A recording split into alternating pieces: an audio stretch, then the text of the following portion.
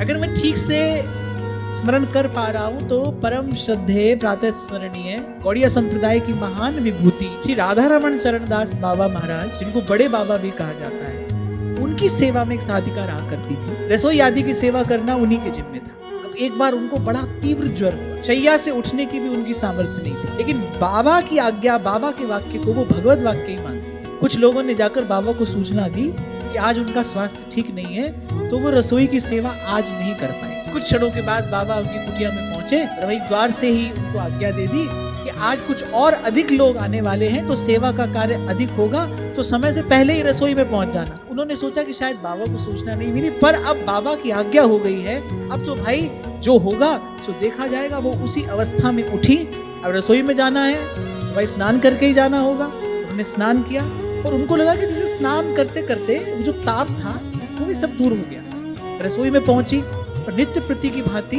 वो सेवा कार्य पूर्ण किया, और जैसे ही सेवा कार्य पूर्ण हुआ फिर वैसे ही ज्वर आया। अगले दिन तक यही दशा रही और अगले दिन सेवा का समय उपस्थित होने पर फिर वही स्थिति। लेकिन बाबा की आज्ञा है तो वो सेवा में पहुंची। जब सब ठीक हो गया, जब वो स्वस्थ हो गई, तो बाबा की बड़ी कृपा थी, उन पर अनुग्रह था। बाबा के चरणों में बैठी थी तो एक दिन पूछा, बोले बाबा आपकी बार ये क्या लीला की आपने?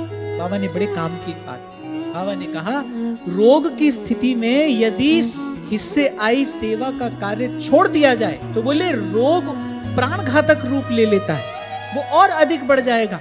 लेकिन अगर उस स्थिति में भी आप सेवा का कार्य करते रहते हैं तो बोले रोग को ही वस्तुतः पराजित होकर जाना पड़ता है, प्रारब्ध को पराजित होना पड़ता है भगवान की सेवा के आगे।